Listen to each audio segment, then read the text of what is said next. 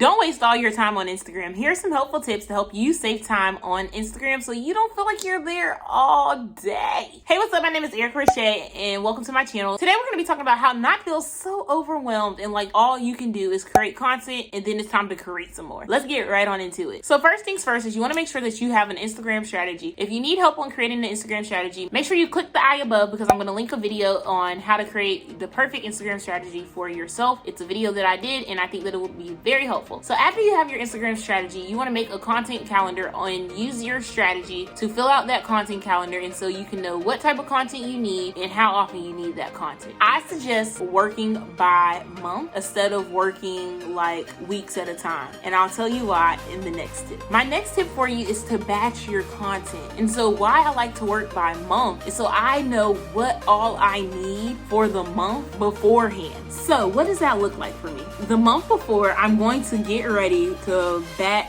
the content for the next month. So in March, I'm getting ready to shoot April's content. So I want to know how many posts do I need in April? How many reels do I need in April? How many carousels do I need to create? Because that takes me hours. And that's why I have less carousels in my strategy, because it's just, I can't find the time. But you want to know all of that up front so that you can have a plan to create this content. So that's the purpose that your content calendar serves, and it makes batching your content so much easier. Okay, so boom, you have this content shot. Now what? You want to bulk your actions together. So for instance, if you took 5 pictures for the month, then you want to edit all those kind of in one sitting, because when you have to do it on the fly, it just seems like it takes forever and it doesn't come out as good. So spend a day editing all those photos, spend a day editing those reels down or whatever, spend a day cutting your YouTube videos. Whatever you have to do, you want to make sure that you are bulking those actions together and that you are getting more than just one day of content done at a time. Okay, so now your photos are edited, your videos are ready. What's next? You want to make sure that you are writing those captions out. It really helps, even if you don't have the photo just yet, to write your captions out in advance, especially for the month, because at any point you can go pull those captions. And another helpful tip is to have those hashtags ready, right? That's why it's so important to have several different hashtag groups so that you can mix it up and see which works better with this caption, which works better with this, and so you won't hit a time crunch. If you need to, you can know in advance if you need to look for some extra hashtags to support that piece of content that you're going to be putting out. So next, you want to schedule your posts. Find your favorite app that will help you schedule your content out so that when it comes to that day, you don't really have to think about it. All you have to do is get on there and engage and reply to comments. I like to use the actual Facebook Creator Studio because it connects to your Instagram and you can post directly, and it's a Facebook, Instagram created app, so I know that I won't have any problems. However, people do recommend Later.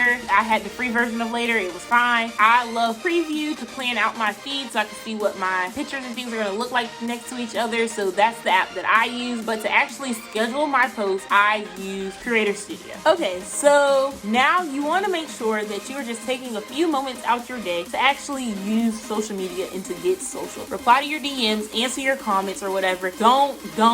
I know that Instagram wants you to, but please do not fall into that rabbit hole of just consuming content.